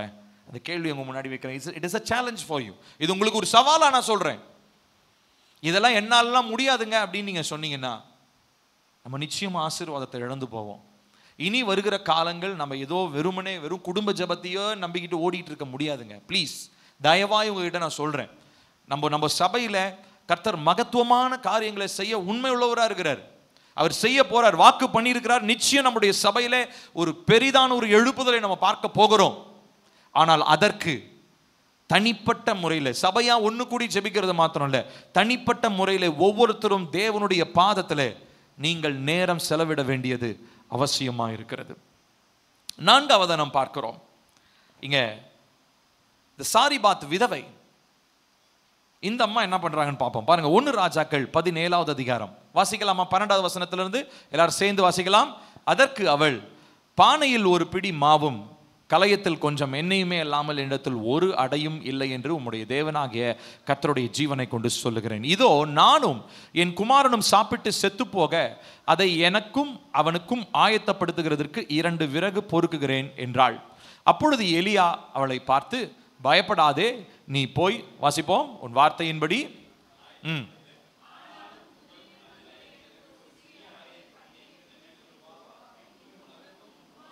பண்ணலாம். கர்த்தர் தேசத்தின் மேல் மழையை கட்டளையிடும் நாள் மட்டும் பானையின் மா செலவழிந்து போவதும் இல்லை, கலசத்தின் எண்ணெய் குறைந்து போவதும் இல்லை என்று இஸ்ரவேலின் தேவனாகிய கர்த்தர் சொல்லுகிறார் என்றார். அவள் போய் எலியாவின் சொற்படி செய்தால் அவளும் இவனும் அவள் வீட்டாரும் அநேக நாள் சாப்பிட்டார்கள். போதும். இப்போ தாட்டி இந்த மனுஷனை பார்க்குறா. அந்த மனுஷன் தீர்க்கதரிசியானு கூட தெரியாது. ஆனால் அந்த மனுஷன் என்ன சொல்றாரு? முதல்ல போய் நான் சொன்னதை செய், இருக்கிற கொஞ்சம் மாவு கொஞ்சம் எண்ணெயை வச்சு ஃபர்ஸ்ட் எனக்கு ரொட்டி சுட்டு கொண்டு வா, நான் சாப்பிட்றேன். அதுக்கப்புறம் நான் சொன்னதை நீ செஞ்சினா அதுக்கப்புறம் உன்னுடைய பாத்திரத்தில் மாவும் குறைய போறதில்ல, எண்ணெயும் குறைய போறதில்லை. இப்போ நம்மளா இருந்தால் என்ன பண்ணியிருப்போம்? முதல்ல தீர்க்கதரிசின்றதுக்கு நீங்கள் ஏதாவது ப்ரூஃப் காமிங்க, மேலேருந்து ஒரு அக்கினி இறக்குங்க, ஏதாவது பறக்க விடுங்க, ஏதாவது ஒன்று பண்ணுங்க. நீங்கள் தீர்க்கதரிசின்னு நம்புனா அடுத்து நீங்கள் சொல்கிறத நான் என்ன பண்ணுறேன்? ஒருவேளை நான் செய்வேன். இப்படி தான் நம்ம சொல்லியிருப்போம். ஆனால் அந்த அம்மா பாருங்க, ஏன்னா அவங்க சாப்பிட்டுட்டு சாவ போகிறாங்க, ஏன்னா பஞ்சத்தில் இருக்கிறாங்க. அம்மாவும் பையனும் சாக போகிறாங்க. பஞ்சத்தில் இருக்கிறதான ஒரு தாய் கர்த்தருடைய வார்த்தைக்கு கீழ்படுகிறாங்க. இது எப்படிப்பட்ட ஒரு கீழ்படிதலாக இருந்திருக்கும் யோசிச்சு பாருங்களேன். எவ்வளோ கஷ்டம் இல்லையா? கொஞ்சம் இமேஜின் பண்ணுங்க. அடுத்த வேளை சாப்பாட்டுக்கு இவ்வளோதான் இருக்குது, ஒரு ரொட்டி. அந்த ரொட்டியை பாதியாக நாங்கள் 2 பேரும் சாப்பிட போகிறோம், அவ்வளோதான். இதுக்கு மேலே எங்கள் வீட்டில் ஒன்றுமே கிடையாது. அவ்வளோ பஞ்சம், தேசத்தில் தலை விரிச்சு ஆடுது. இப்போ நீங்கள் சொல்கிறபடி நான் செஞ்சேன்னா எனக்கு எப்படி ஜஸ்டிஃபை பண்ண முடியும்? இதை எப்படி நியாயப்படுத்த முடியும்? ஃபர்ஸ்ட் ஆஃப் ஆல் நமக்கே ஒரு யோசனை, இந்த தீர்க்கதரிசி நியாயமாக தான் பேசுகிறாரா? இவர் பேசுறது நியாயமா? நினைச்சா கர்த்தர் தான் இவருக்கு காகத்தை கொண்டு காலையிலையும் சாயங்காலம்லாம் கூட போஷிக்க வல்லவர். அந்த மாதிரி ஏதாவது ஒன்று செஞ்சிருக்கலாம்ல. போயும் ஒரு விதவை கிட்ட, அதுவும் அடுத்த வேளை சாப்பாட்டுக்கு வழி இல்லாமல் சாக போறேன்னு சொல்றவங்க கிட்ட போய் எனக்கு குடும்பா அப்படின்னா அது எந்த அளவுக்கு நியாயமான ஒரு காரியமே இல்லை. ஆனால் அந்த அம்மா, நீங்க கவனிங்க, இதெல்லாம் முடிஞ்சதுக்கு அப்புறம் அந்த அம்மாவுடைய இருதயத்தை தான் நம்ம பார்க்கணும். அந்த அம்மா என்ன பண்றாங்க? கர்த்தருடைய வார்த்தைக்கு கீழ்படுகிறாங்க. வசனம் என்ன போட்டிருக்குன்னா, கீழ்படிஞ்சதுனால இப்போ வெறுமனே அவங்க மாத்திரம் இல்லை, அந்த வசனம் கடைசி வசனம் பாருங்க, எலியாவும் அந்த தீர்க்கதரிசி எலியா, அப்புறம் அவனுடைய வீட்டார், அவனுடைய சொந்தக்காரங்கெல்லாம் கூட சாப்பிட்டுருக்குறாங்க இவங்க வீட்டில் வந்து. சித்தப்பா, பெரியப்பா, அக்கா, தம்பி எல்லாரும் வந்திருக்கிறாங்க. யாருடைய கீழ்ப்படிதல் சொல்லுங்க? ஒரு பெண்ணுடைய கீழ்ப்படிதல். நான் சொன்னேன் இல்லையா, ஒரு மரியாளுடைய பரிமள தைலம் முழு வீட்டையும் என்னவா மாத்துச்சு? நறுமணமாய் மாற்றினது. அதே போல சாரிபாத் விதவினுடைய ஒரு கீழ்ப்படிதல் முழு குடும்பத்துக்கும் என்னத்தை கொடுத்ததுங்க? சாப்பாட்டை. பஞ்சம் முடிகிற வரைக்கும், பஞ்ச காலம் முடிகிற வரைக்கும் அந்த வீட்டில் யாருமே பசியோட பட்டினியோட இருக்கவே இல்லை. இப்போ இதுதான் நான் உங்களுக்கு ஞாபகப்படுத்த விரும்புகிறேன். கர்த்தருடைய வசனத்தின்படி அவர் சொல்லுகிறத உங்களுக்கு என்ன இருக்குதோ அதை கொடுத்துருப்பா. இதுதான் கடைசியை வச்சிருக்கிறேன், இது எனக்கு வேணும் அப்படின்னு நம்ம நினைக்கிறோம் பார்த்தீங்களா, அதை கொண்டு வந்து கொடு அப்படின்னா அதையும் கொடுத்துருவோம். ஆக்சுவலி 30ஆம் தேதி, ஜூலை 30ஆம் தேதி அன்றைக்கி நைட்டு எனக்கு அன்றைக்கி பகலில் கொஞ்சம் வேலை இருந்தது. அந்த வேலையினால நான் ரொம்ப டயர்டாக இருந்தேன். அன்றைக்கி நைட்டு சீக்கிரம் படுத்துடணும் அப்படின்னு சொல்லிட்டு அடுத்த நாள் காலையில் நான் 5 மணிக்கு வேறு நமக்கு அதிகாலை ஜெபம், 4 மணி ஜெபம் ஆரம்பிச்சிருச்சு அப்போது. அதனால் நான் என்ன பண்ணேன், சரி சீக்கிரம் படுத்துடலாம் அப்படின்னு சொல்லிட்டு போய் சாப்பிட்டுட்டு 8 மணிக்கெலாம் படுத்துட்டேன். பயங்கர டயர்டாக இருந்தது. 8 மணிக்கு படுக்கிறேன், புரண்டு படுக்கிறேன், ஸ்தோத்திரம் பண்ணுறேன், பாட்டு பாடுறேன், தூக்கமே வரல. அப்புறம் கொஞ்ச நேரம் 11 மணி ஆச்சு, சுதாவும் வந்து படுத்துட்டாங்க, எல்லாரும் படுத்துட்டாங்க, அமைதல் ஆயிடுச்சு. அதுக்கப்புறமும் பாட்டு போட்டு ஜோம் பண்ணுறேன், பைபிள் படிக்கிறேன், நடந்து பார்க்குறேன், முட்டி போட்டு பார்க்குறேன், தூக்கமே வரல. 12 மணி, 1 மணி, 2 மணி நான் ஜோம் பண்ணிக்கிட்டே இருக்கேன். ஏசப்பா தயவு செஞ்சு கொஞ்சம் தூக்கம் விடுங்க, தூக்கமே வரல. லிட்டரலாக சொல்கிறேன், அன்னைக்கு காலையில் அன்னைக்கு ஃபுல்லாக தூங்கவே இல்லை. ஏன்னா அதுக்கு அந்த முந்தின நாள் என்னுடைய எண்ணம் என்ன தெரியுங்களா, எப்படியாவது இன்னைக்கு நல்லா சீக்கிரம் படுத்து நல்லா ரெஸ்ட் எடுக்கணும், அப்போதான் அடுத்த நாளைக்கு தேவையான ஸ்ட்ரென்த் எனக்கு கிடைக்கும் அப்படின்னு என்னுடைய எண்ணம். ஆனால் அன்னைக்கு நைட்டு ஏசப்பா வச்சு செஞ்சிட்டாரு. உனக்கு தூக்கமே கிடையாது, புரண்டு படுக்கிறேன். கடைசியாக காலையில் அடிக்க வேண்டிய ஆளாம் அடிச்சிருச்சு. ஒரு பொட்டு தூக்கம் இல்லை. நியூ இயர் சர்வீஸ் மாதிரி ஆகிப்போச்சு எனக்கு. அன்னைக்கு நைட் ஒரு பொட்டு தூக்கம் இல்லை. ஆச்சரியமாக இருந்தது. ஆனால் அன்னைக்கு நைட்டு நான் ஜெபித்த அந்த ஜெபத்தில் எனக்கு என்ன தேவன் தொட்ட விதத்தை விவரிக்கவே முடியாது. அந்த டைம் இருக்கு இல்லையா, அந்த தூக்கம் வரல, பாடி டயர்டாக இருந்துச்சு. கண்ணெல்லாம் வந்து அப்படியே, அதாவது என்ன சொல்கிறது, கண்ணு சொருகலை, கண்ணு வந்து ஒரு மாதிரி ரொம்ப அன்ஈஸியாக ஃபீல் ஆகுது. ஆனால் தூக்கம் வரல. ஜெபிக்கிறேன்.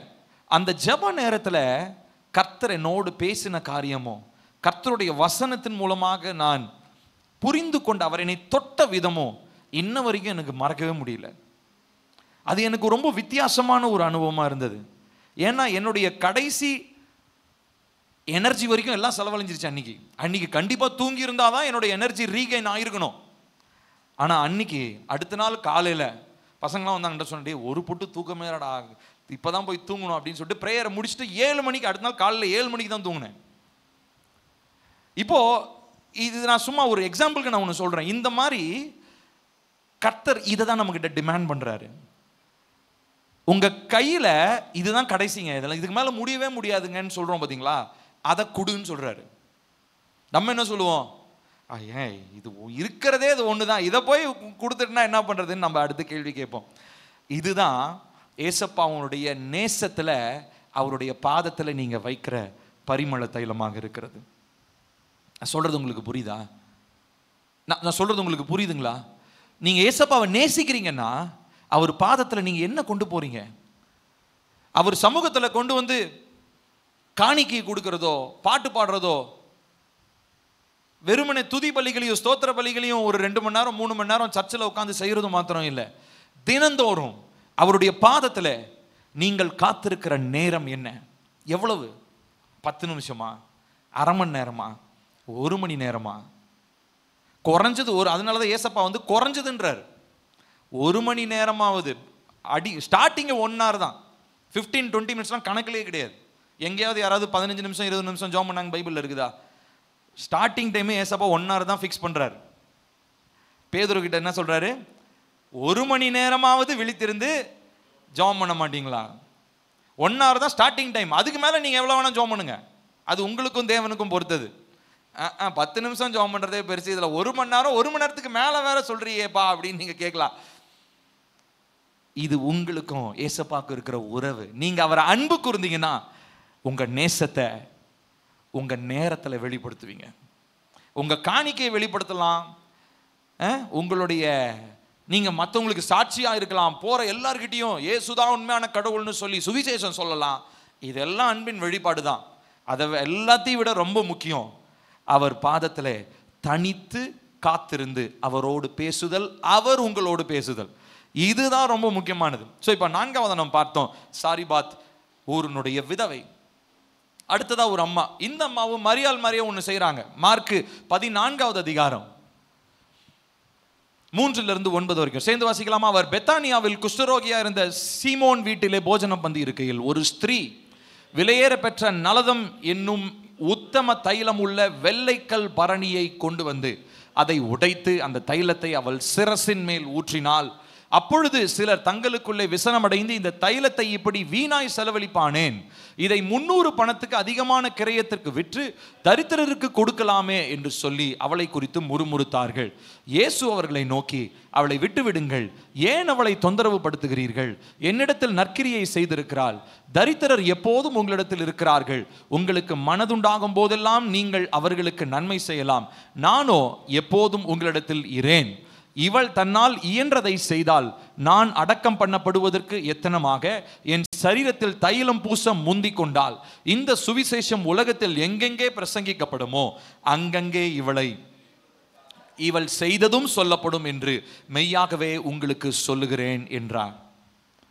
இப்போ இங்கே நம்ம பார்க்கிறதான ஒரு பெண், இவங்க இந்த அம்மாவுக்கு பேர் இல்லை.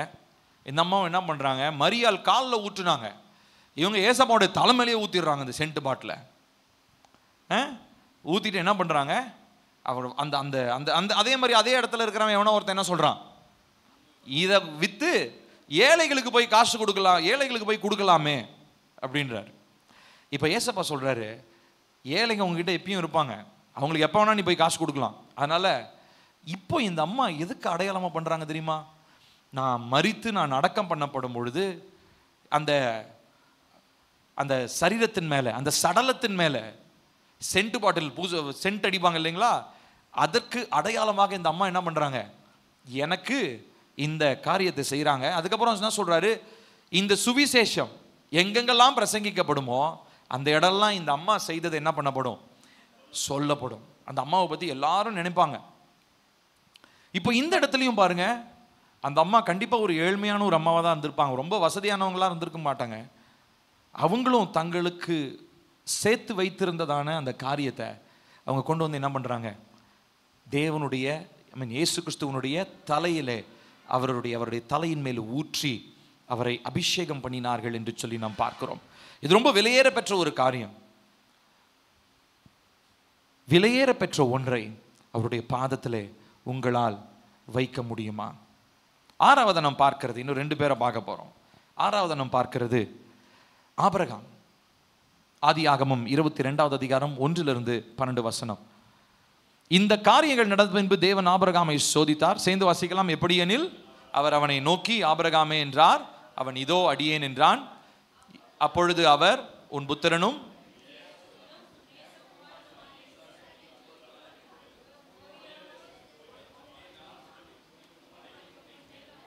தகன பலியாய் பலியிடு என்றார்.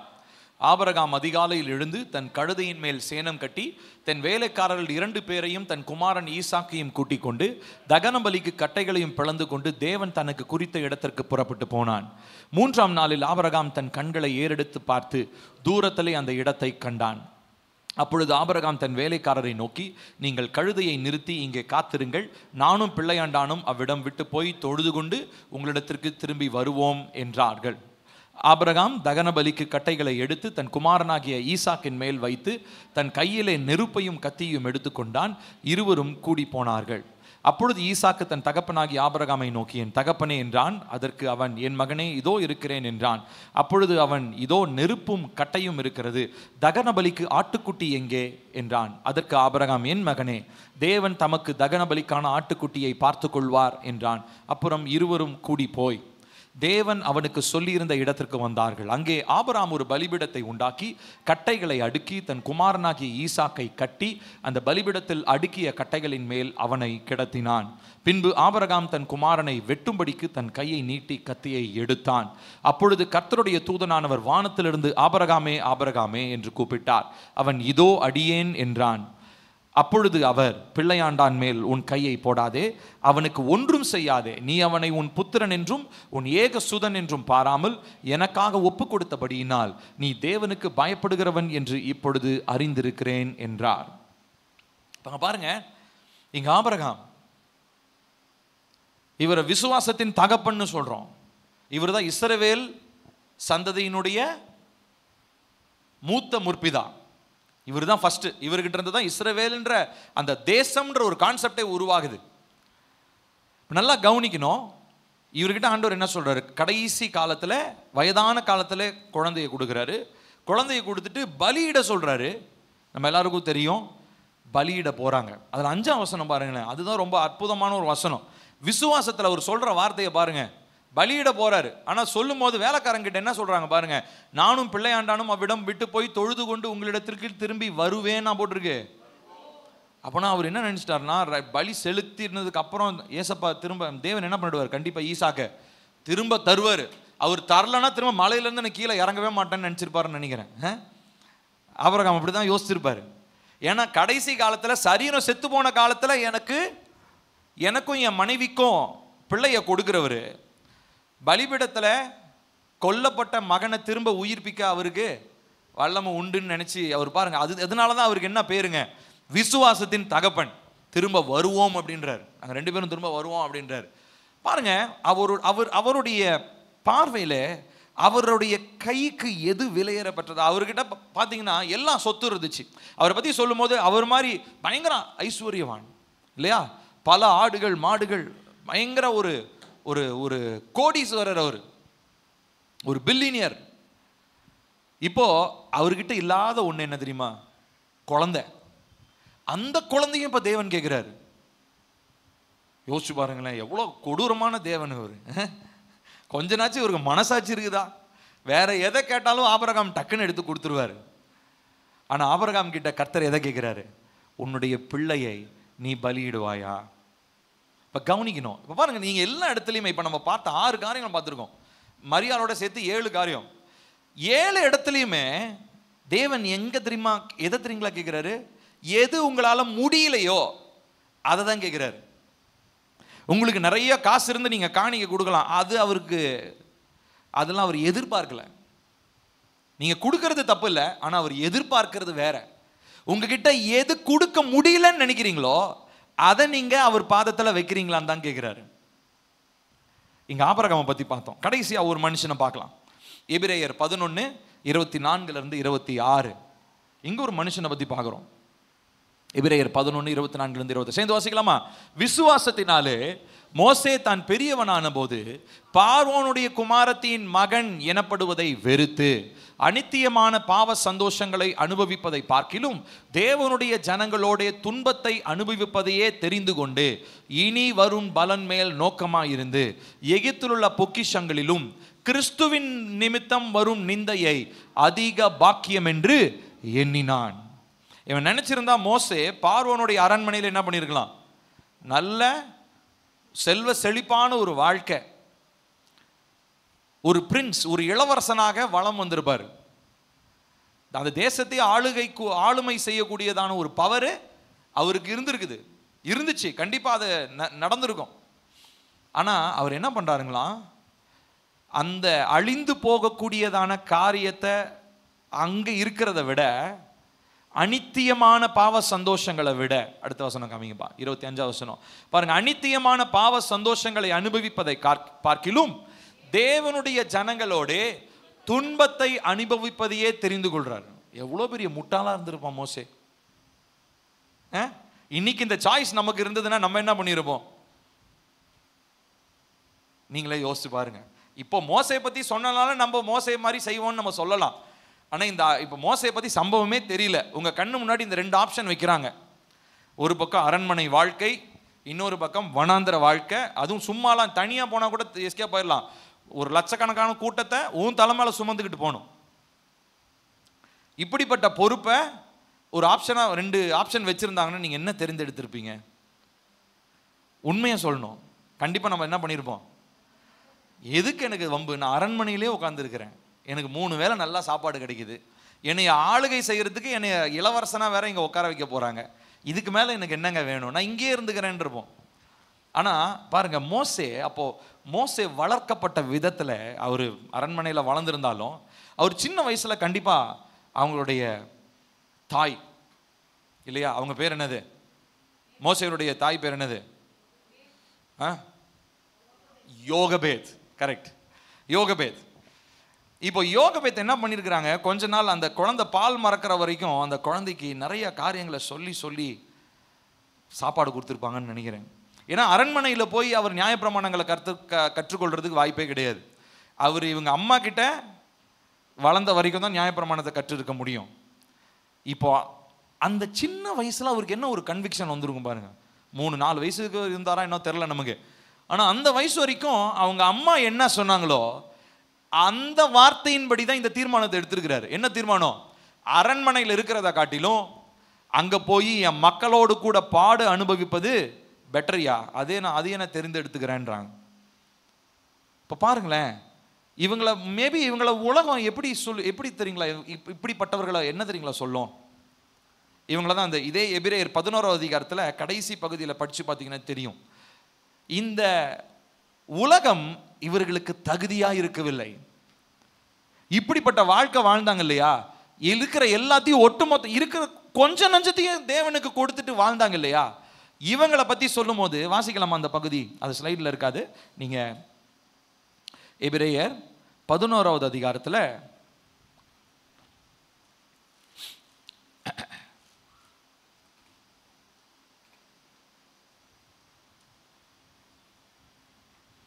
37 வாசிப்போம் பாருங்க. கல்லெறி உண்டார்கள், வாளால் அறுப்புண்டார்கள், பரீட்சை பார்க்கப்பட்டார்கள், பட்டயத்தினாலே வெட்டப்பட்டு மரித்தார்கள், செம்மறியாட்டு தோள்களையும் வெள்ளாட்டு தோள்களையும் போர்த்து கொண்டு திரிந்து குறைவையும் உபத்திரவத்தையும் துன்பத்தையும் அனுபவித்தார்கள். உலகம் அவர்களுக்கு பாத்திரமாய் இருக்கவில்லை. அவர்கள் வனாந்தரங்களிலேயும் மலைகளிலேயும் குகைகளிலேயும் பூமியின் வெடிப்புகளிலும் சிதறுண்டு அலைந்தார்கள். இவர்கள் எல்லாரும் விசுவாசத்தினாலே நற்சாட்சி பெற்றும் வாக்குத்தத்தம் பண்ணப்பட்டதை அடையாமலே போனார்கள். அவர்கள் நம்மை அல்லாமல் பூரணராகாதபடிக்கு விசேஷித்த நன்மையானதொன்றை தேவன் நமக்கு முன்னதாக நியமித்திருக்கிறார். நல்லா கவனிக்கணும். இங்க இருக்கிற ஒரு பெரிய ஒரு லிஸ்ட் ஆஃப் பீப்புளை பத்தி சொல்லுவாங்க. கிட்டத்தட்ட பார்த்தீங்கன்னா ஒரு 15 to 20 பேர் இந்த அதிகாரத்தில் சொல்லப்பட்டிருப்பாங்க. 16 பேர்னு நினைக்கிறேன், எக்ஸாக்டா 16 பேர். இது இல்லாமல் இன்னும் நிறைய லிஸ்ட் இருக்குன்னு சொல்றாரு இந்த அப்போஸ்தலன். சொல்லிட்டு இவங்கெல்லாம் யார் தெரியுமா, இந்த உலகம் அவங்களுக்கு தகுதி இல்லை, உலகத்துக்கு அவங்க தகுதின்னு சொல்லல, இந்த உலகம் அவங்க வாழ்ற வாழ்க்கைக்கு தகுதி இல்லாமல் இருந்தது. இதுதான் விசுவாச வாழ்க்கை. அந்த லிஸ்ட்ல மரியாதையும் சேர்த்துக்கொள்ளலாம். இப்ப நம்ம பார்த்த சகேவியும் நீங்க சேர்த்துக்கோங்க, பவுலையும் சேர்த்துக்கோங்க. அந்த லிஸ்ட்ல உங்களையும் என்னையும் சேர்க்க முடியுமா? இன்னைக்கு இந்த கேள்வியை நான் உங்க முன்னாடி வைக்கிறேன். யாவரும் எழுந்து நிற்க போகிறோம். தேவனுடைய சமூகத்தில் நம்ம ஒரு கேள்வியோட தான் இந்த நாளில் இந்த செய்தியை நான் முடிக்கிறேன். உங்களுக்கு விலையேற பெற்ற ஒன்றை உங்களால் முடியல, இதுதான் கடைசி அப்படின்றத கர்த்தருடைய பாதத்தில் வைக்க முடியுமா? எல்லாத்தையும் நீங்க கொடுத்துட்டு நீங்க திரும்ப சம்பாதிச்செல்லாம் எடுத்துக்கலாம். ஆனா நேரம் மாத்திரம்தான் ரொம்ப ரொம்ப ரொம்ப ரொம்ப விலை மதிக்க முடியாத ஒரு காரணம், ஒரு காரியம். அதை நீங்க தேவ சமூகத்தில் உங்களால செலவழிக்க முடியுமா? கண்களை மூடுவோம். நான் சொல்றது நல்லா கவனிங்க.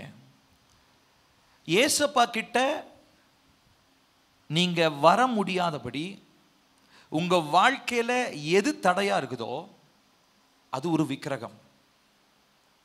நான் திரும்ப சொல்றேன், ஏசப்பா கிட்ட நீங்க வர முடியாதபடி உங்களுக்கு எது தடையா இருக்குதோ, அதாவது நேரத்தை செலவழிக்க முடியாதபடி உங்களுக்கு எது தடையா இருக்குதோ அது ஒரு விக்கிரகம். நான் திரும்ப சொல்றேன், அது உங்க பிள்ளைய கவனிக்கிறதா இருக்கலாம், உங்க படிப்பா இருக்கலாம், உங்க பிசினஸா இருக்கலாம், உங்களுடைய தூக்கமா இருக்கலாம், என்ன காரியமா இருந்தாலும் ஏசப்பா கிட்ட நேரம் செலவழிக்க முடியாம ஒரு காரியம் உங்க வாழ்க்கையில் இருக்குதுன்னா அது ஒரு விக்கிரகம். அதே நேரத்தில் ஏசப்பா கிட்ட நேரம் செலவழிக்க முடியாம இருக்கிற அந்த காரியத்தை உடைச்சு அவருடைய பாதத்தில் அதை கொண்டு வந்தீங்கன்னா அதுதான் அவருக்கு பிரியமான ஆராதனை. நான் 2 காரியத்தை சொல்ல விரும்புகிறேன். நல்லா கவனிங்க, கண்களை மூடுங்க. நான் பேசுகிற சத்தத்தை மாத்திரம் உங்கள் மனசுக்குள்ளே நல்லா ஆழமாக பதிய வச்சுக்கோங்க. தேவ சமூகத்திற்கு வர முடியாதபடி அவரோடு கூட தனிப்பட்ட முறையில், குடும்ப ஜெபம் இல்லை, தனிப்பட்ட முறையில் 1 மணி நேரமாவது உங்களால் செலவழிக்க முடியலன்னா, செலவழிக்காமல் என்ன வேலை செய்கிறீங்களோ அது உங்களுக்கு விக்கிரகம். அதே நேரத்தில் அதை விட்டுட்டு, அது எவ்வளவு ப்ரெஷியஸாக இருந்தாலும், அது எவ்வளவு முக்கியமானதாக இருந்தாலும், அதை கொண்டு வந்து தேவ சமூகத்தில் வச்சு, ஏசப்பா எனக்கு இது ரொம்ப முக்கியம் தான், ஆனால் எனக்கு அதை விட முக்கியம் உங்கள் சமூகத்தில் 1 மணி நேரமாவது காத்திருக்கிறதுன்னு சொல்லி சொன்னீங்கன்னா, அதுதான் ஏசப்பாவுக்கு நீங்கள் கொடுக்கக்கூடிய சிறந்த ஆராதனை. ஏசப்பா ரொம்ப பிரியப்படுவார் அதில். அது அவருக்கு ரொம்ப இருதயத்திற்கு ஏற்றதாக இருக்கும். ஒருவேளை வாலிப பிள்ளைகளுக்கு உங்கள் கையில் இருக்கிற ஃபோனாக இருக்கலாம், சம்பாதிக்கிறதான தகப்பன்மார்களுக்கு உங்களுடைய தொழிலாக இருக்கலாம், தாய்மார்களுக்கு உங்களுடைய வீட்டின் வேலையோ இல்லை மற்ற காரியங்களாகவோ இருக்கலாம். உங்களுடைய நேரத்தை தேவ சமூகத்தில் செலவிட முடியாதபடி திருடுகிற அந்த காரியம் விக்கிரகம். அதை கர்த்தர் வெறுக்கிறார். அது கர்த்தர் தந்ததாகவே கூட இருக்கலாம். அது கர்த்தர் தந்ததாகவே கூட இருக்கலாம். கர்த்தர் தான் உங்களுக்கு தந்திருப்பாரு. ஆனா அது உங்களுடைய அது உங்களுடைய ஆராதனைக்கு உரியது அல்ல. உங்களுடைய தொழிலை கர்த்தர் தான் தந்தாரு. ஆனா அது உங்களுடைய நேரத்தை திருடுறதுக்காக அல்ல. உங்களுடைய பிள்ளைகளை கர்த்தர் தான் தந்தாரு. 24 மணி நேரமும் பிள்ளைகளை கவனிக்கிறதே உங்களுடைய வேலை இல்லை. வீட்டு வேலைகளை செய்யற ஒரு குடும்ப பெண்ணாக கர்த்தர் உங்களை அழைச்சிருக்கலாம். அது மாத்திரமே உங்களுடைய வேலை அல்ல. நம்ம எல்லாருடைய பிரதானமான ஒரு காரியம், இயேசு கிறிஸ்துவின் பாதத்தில் நம்முடைய கரங்களிலே விலையேற பெற்றதாய் இருக்கிறதை உடைத்து அவர் சமூகத்தில் குறைந்தது 1 மணி நேரமாவது தனிப்பட்ட முறையிலே காத்திருப்பது. இன்னைக்கு இந்த கேள்வி உங்க முன்னாடி வைக்கிறேன் பிரியமானவர்களே. இந்த கேள்வி உங்க மனசுல நல்லா பதிய வச்சிருங்க. நல்ல மனசுல பதிய வைங்க. இன்னைக்கு போய் யோசிங்க. இதை பத்தி வீட்டில் போய் இதை பத்தி பேசுங்க. கணவன் மனைவி இதை பத்தி பேசுங்க. பெற்றோர் பிள்ளைகள் இதை பத்தி பேசுங்க. வீட்டில் தேவையில்லாததெல்லாம் பேச வேண்டாம். தனிப்பட்ட முறையில் நம்ம ஒவ்வொருத்தரும் நான் இந்த நேரத்தை செலவழிக்கிறேன் வீட்டில் அதை பத்தி டிசைட் பண்ணுங்க, தீர்மானம் எடுங்க. வீட்டில் 4 பேர் இருந்தீங்கன்னா 4 பேரும் 4 மணி நேரம் தனித்தனியா நீங்க செலவழிக்கணும். இதை தான் கர்த்தர் எதிர்பார்க்கிறார். மற்றபடி நீங்க செய்கிறதெல்லாம் கர்த்தர் அங்கீகரிக்கலாம். ஆனா அது அவருக்கு சுகந்த வாசனையா ஏற்றதா, அவர் ரொம்ப பிரியப்படுகிற ஒரு காரியமா இருக்குமான்னு நமக்கு தெரியாது. ஆனா அவர் நிச்சயமா ஒரு காரியத்தை சொல்ல முடியும். எது அவருக்கு பிரியமா இருக்கும் தெரியுமா? அவர் நம்மிலே அன்பு கூறுவது போல் நாமும் அவரிலே அன்பு கூர்ந்து அவருடைய சமூகத்திலே காத்திருந்து அவருடைய வசனத்தை வாசிக்கிறது, அவர் பேசுறத கேட்கிறது. அந்த 1 மணி நேரத்தில் ஒரு 10 நிமிஷம் நீங்க ஒரு 1/4 மணி நேரம் தேவனை துதிக்கலாம். ஒரு 20 நிமிஷம் நீங்க வசனத்தை வாசிக்கலாம். 1 மணி நேரம் எடுத்துக்கோங்க. உங்களுக்கு என்ன பண்றதுன்னு தெரியல, எப்படி ஜெபம் பண்ணணும், 1 மணி நேரம் எப்படி ஜெபம் பண்றதுன்னு தெரியலையா? பாடல்களை பாடுங்க, கர்த்தரை பாடி துதிங்க. கொஞ்ச நேரம் கர்த்தர் சொல்ற பகுதிகளை வாசிங்க. ஒரு 20 மினிட்ஸ் வேதத்தை வாசிங்க. அதுக்கப்புறம் 20 நிமிஷம், இன்னொரு 20 நிமிஷம் கர்த்தரை மகிமைப்படுத்துங்க.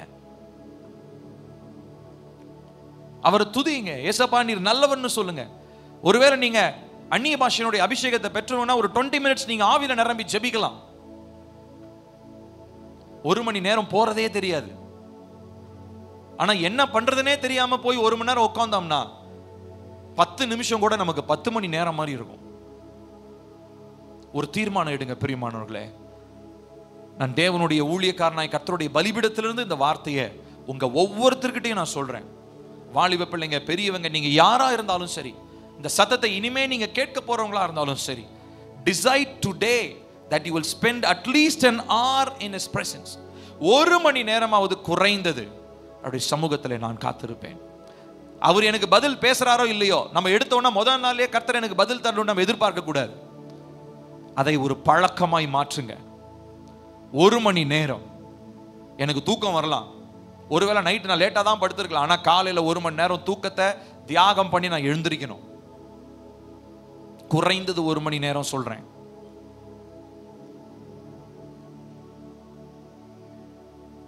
உங்களுக்கு விலையேற பெற்றதை முதலாவது அடையாளப்படுத்துங்கள். அதை கொண்டு வந்து அவருடைய பாதத்திலே ஊற்றுங்கள், உடைங்க. அப்பொழுது நறுமணம் உங்கள் வாழ்க்கையில், உங்கள் குடும்பத்தில் வீசும். நறுமணத்திற்கு பதிலாக இன்றைக்கு குடும்பங்களிலும் வாழ்க்கையிலும் துர்நாற்றம் இருக்கிறது. நறுமணம் வேணுமா? குடும்பத்தில் நறுமணம் வேணுமா? 1 மணி நேரமாவது குறைந்தது அவருடைய பாதத்தை பிடித்துக் கொள்ளுங்கள், பாதத்தை முத்தம் செய்யுங்கள். உங்களுக்கு எது மகிமையா இருக்குதோ அதனால அவருடைய பாதத்தை தொடைங்க. நம்ம வாசிச்சோம், மரியாளுக்கு மகிமையா இருந்தது, பெண்ணுக்கு மகிமையா இருந்தது அவளுடைய முடி. அந்த முடியினாலே அவளுடைய பாதத்தை அவர் துடைத்தார். உங்களுக்கு எது உங்களால சிறந்ததா அந்த 1 மணி நேரத்தில் ஏசப்பா கிட்ட என்ன செய்ய முடியுமோ அதை செய்யுங்க. இதனாலே இந்த நேரத்தை பற்றி இதை திரும்ப தான் கர்த்தருடைய ஆவியானவர் திரும்ப நமக்கு உணர்த்துகிறார். ப்ளீஸ், தயவு செய்து குடும்பத்தில் 4 பேர் இருந்தாலும் 4 பேருமே தனிப்பட்ட விதத்தில் நேரத்தை 1 மணி நேரமாவது, குறைந்தது 1 மணி நேரம் செலவிட தீர்மானம் எடுங்கள்.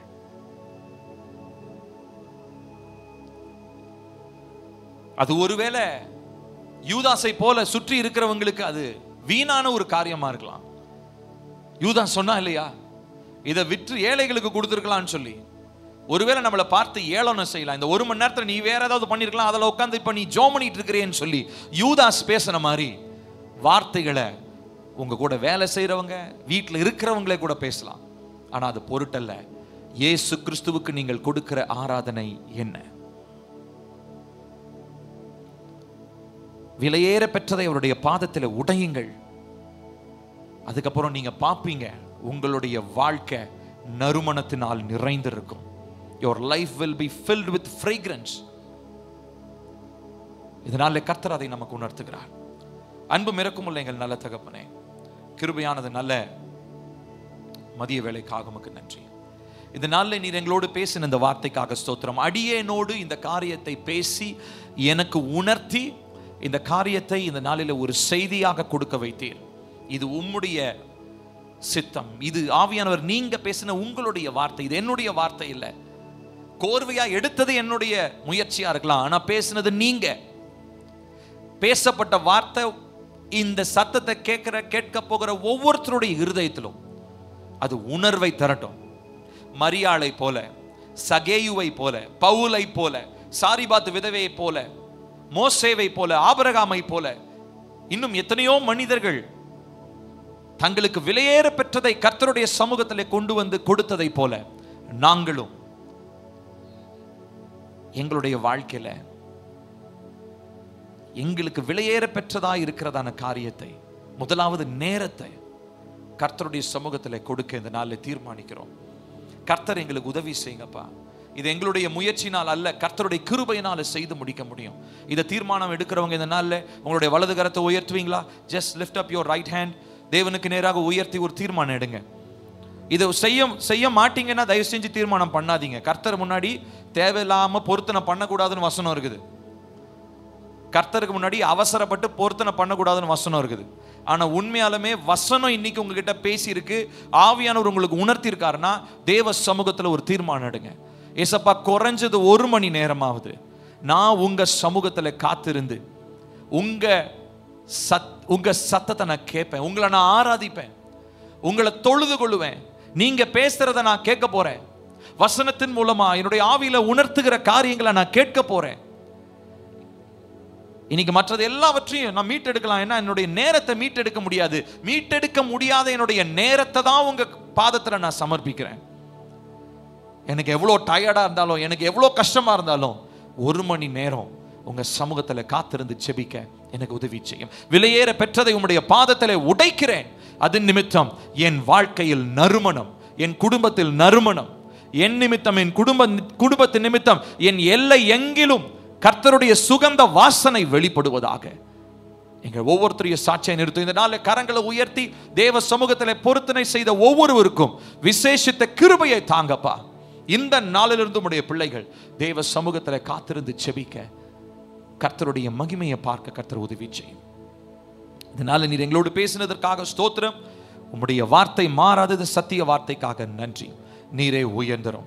எல்லா துதியும் கனமும் மகிமையும் உமக்கே செலுத்துகிறோம்.